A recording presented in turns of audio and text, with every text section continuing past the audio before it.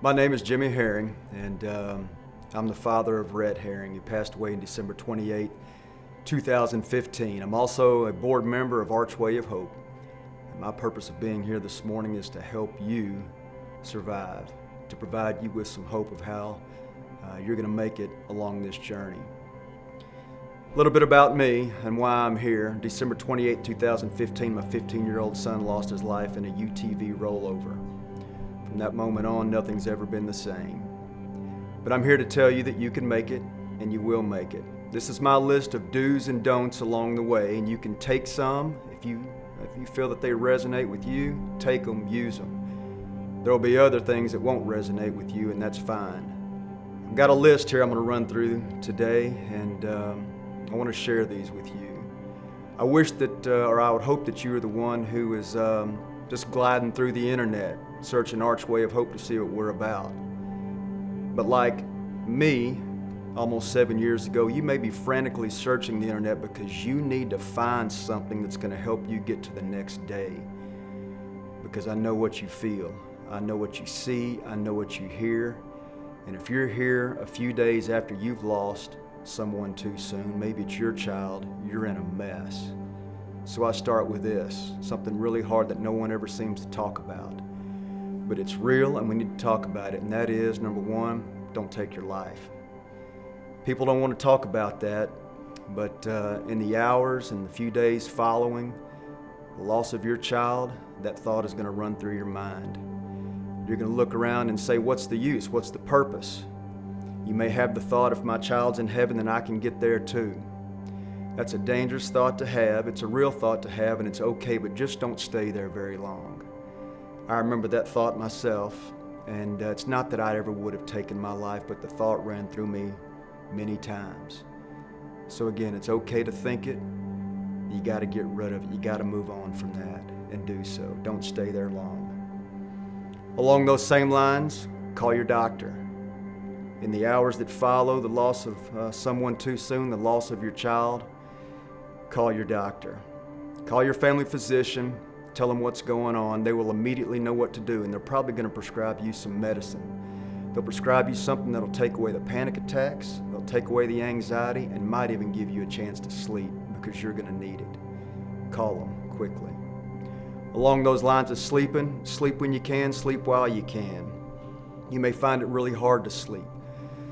There will be some time, some moments, some hours, even some days where all you want to do is sleep. And when that happens, stay there. That's okay. If you can't sleep, again, talk to your doctor. You're going to need some rest. And along the lines of sleeping, just get ready for this. Mornings are the worst. It's got to be part of my list. It's got to be something that you know.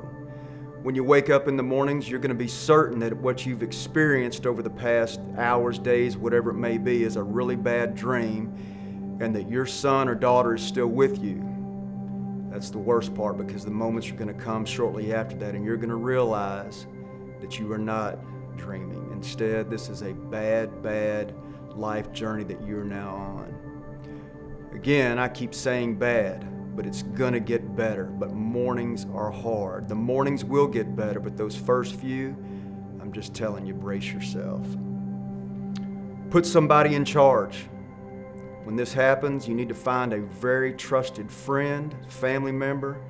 Someone needs to be in charge. You need to dump as much of this problem on somebody else that you can. You need to talk to them about funeral arrangements. They need to be responsible for that. They need to be responsible for helping you with an obituary. They need to be responsible for keeping lists of the people who are bringing food. They need to serve as a gatekeeper to your house. Who can come in and out? When can they come in and out? You need to have somebody in charge. You got to have a wingman, someone close to you who is there constantly to say, what do I do next? And you need to communicate with them. Find someone shortly who's in your situation. You need to find someone, whether it's someone like me, or maybe you've known someone, unfortunately, who has lost someone too soon. They're the only person that's going to speak truth to you. They're the only person that you're going to resonate with. It's the only person that you will understand they get it. Nobody else gets it, but they will. And at the same time, keep in mind, you're going to have a lot of grace for all these people that are now surrounding you. You're going to have a lot of people that they mean well. They're going to empathize with you. They grieve with you. They hurt with you. But I'm just telling you, they're going to say and do some really stupid things. They're going to say some things that just really, if you hear it again, you're going to scream, you're going to punch someone, you're going to choke somebody, yet you just can't deal with it again. They're going to tell you some of my favorites about, well, I guess God needed another angel in heaven. They're going to tell you that God doesn't make mistakes. They're going to say that, well, somebody had all this figured out. They're going to have all the answers, and none of that makes sense. None of that is real. They're just looking for words to say. And again, give them some grace for the things that they say. They mean well. And remember, you're going to need some grace along this journey too. So just get ready. If you got a spouse, hang on tight. The statistics will tell you that the loss of a child results in the breakup of a marriage. I don't believe that. I don't care what the stats say. You need to fight like crazy to keep your spouse, because remember this, your spouse is the only one who knows your pain. They are the only one who really knows how you feel. They are the only other person in this whole wide world that just lost the same child that you did. So don't let that tear you apart. Instead, let that bring you together. And in that same vein, you've got to give your spouse the ability and the freedom to grieve in their own way, because it will be different. Your spouse will grieve. They may cry more. They may sleep more. They may be more angry, more depressed. I don't know. There's going to be big differences. Give them the freedom and the space to do that. And have the conversation so that they will extend you the same thing, to do your own thing, because no two people are going to grieve alike. And it's really that way between husbands and wives. Men and women are just going to grieve differently. Fathers and mothers are going to grieve differently. So be patient, have grace, but fight like crazy for your marriage. It'll be the best thing you do along this path. Find something important enough for you to really live for again. You need to really think about that. And it could be your kids that you have. You may have other kids. It may be your job. It may be a charitable event. It may be a passion, a recreation, something that you have, but you've got to focus on something that causes you to get out of the bed again. For me, early on, when I had those really bad thoughts about why am I still here, what's the use, I thought about my other two kids. I did think about them, and you need to tell them, bring them aside along quickly, and make sure that your kids know that it's not their job to replace the son or daughter, their sibling that they lost. They are hurting too. They are hurting bad. And because they are not as old as you, not as mature as you, they are more confused than you are. And it's got to be part of your job to hold it together as much as possible for your son or daughter, and tell them it's not their job to replace your child, to replace their sibling. It'll give them some freedom. I promise you it will. But your kids may be the reason that you want to go on, that you want to do things again. If you really enjoy your job, get back at it. For me, I needed to get back within a few days. For my wife, it was get back to her job, what she was doing, which was teaching, almost 7 years later. That's how long it took. And again, that's part of the difference, and it's okay. I will say this throughout, you need to hear me, but there are no rules on how to grieve. If you ever encounter someone, whether it's your counselor or whether it's even a pastor, or someone like me who's traveled this journey, run, stay away from people who claim to have all the answers. That is not true. Nobody has all the answers. Nobody knows your exact set of circumstances. All situations are different. And remember, there are no hard and fast answers. The rules are, there are no rules. I can do my best to give you some things that helped me, some things that hurt me, but you're going to have to figure this out along the way as well. Stay at it. What you're really going to need is a person who will sit with you. I go back to that person you put in charge in day one. Hopefully you've got a good friend, or maybe it is your counselor, maybe it is your pastor. But what you're really going to need is someone who will do nothing more than just sit with you. On those really bad days, the person who just knows how to show up, who knows how to pick up the phone and can sit in silence while you talk, while you scream, whatever it is that you do, while you cuss, whatever it may be. You need that trusted person, counselor, friend, pastor, who is comfortable just sitting there with you in the silence. You also need to keep in mind something that's a bit painful. You will lose some relationships along the way. Brace yourself. Some people will not know how to deal with your grief. But at the same time, open your heart. You're going to find people that step into your life that you would never have dreamt. You will find new relationships. You will find new lasting friendships. You will find people who come around you that you never knew, and others that you did know but you never knew in this new and special way. Open your heart, open your mind. It's part of what will keep you going. It's part of this whole method and mechanism of hope that will keep you alive and that will make life good again. Read books. Here on our Archway of Hope website, we've got a list of books. I put my list of books out there that helped me. I went through a ton of books.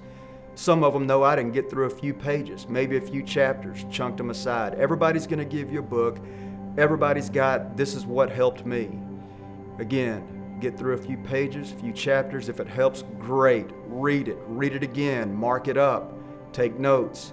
If it doesn't help, get through a few pages and chunk it. There are some books that will help you, though. Stay at it. Same thing with videos, YouTubes. I'm hoping that what you're seeing here on Archway is providing you some hope, providing you that thought in your mind, that something in your heart that says, you know what? They did it. I can do it too. That's what books will do. That's what videos will do. Hopefully, that's what I'm doing for you. I'm a lawyer, so I can say this. Seek a lawyer. You may have a need to find a lawyer. Maybe you've got a case. I don't know. Maybe you don't. That's not really the point. But the point is, lawyers or other types of investigators, they can help you get to the bottom of what really happened. Maybe something happened to your loved one. Maybe something happened to your child that you've got all these questions.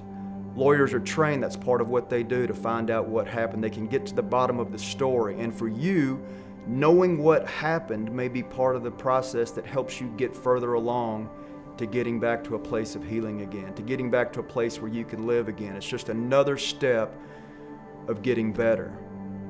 And I use the word healing. Don't let people fool you or talk about you're going to be healed. You're not going to be healed again. You are forever different, and that's okay. It's just like the deep cut, the deep wound. It's never going to be the same again. It's going to scar over, so to speak, but the scars will have lots of good things covering up and embedded in them also. It doesn't mean that you're normal again, but it just means that you're a new and different person again. And again, there are lots of good things that will come along through being different and being made different again by this tragic event. It's not all bad. There are going to be reasons to live. When you find those reasons to live, journal them. Journaling is one of the best things I ever did. For the days that followed the loss of Rhett, I journaled and I would count days. Day 1, day 2, day 3. I would count every day and I would journal every day. And some of those days I would scream and wrestle with God. Other days I would be depressed and lament about why am I going through this. Other days I would find some glimmer of hope and I would write about it. Some days I would write about the things that people did for me that were great and that were fascinating, and there were things that I couldn't believe how kind people were.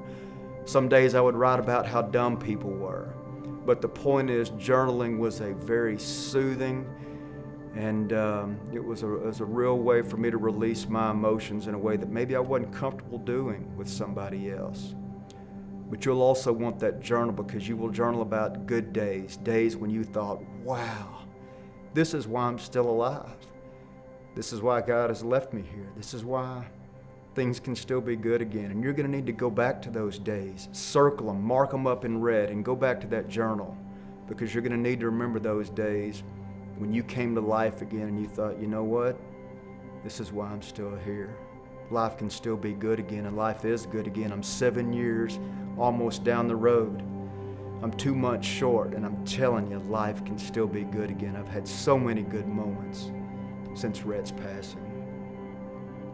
Find all the ways to remember your child. In the days that pass, the photos, the videos, the text messages, you may not want to see any of them. They're going to hurt you. They're going to bring back painful memories. This goes back, though, to finding that person who's in charge. Tell them. Gather every photo, every video, every text message that can be found. Make it their job, because somewhere along the way, you're going to want to go back and thumb through all of them. It will bring you much joy. It'll bring you much happiness. It'll bring you some peace. And yes, it'll bring you some sorrow to relive those memories, but I promise you, it'll be one of the best things that you did following that deep hurt. And who knows, one day you may use those memories, those videos, those photos to tell your story. And keep this in mind.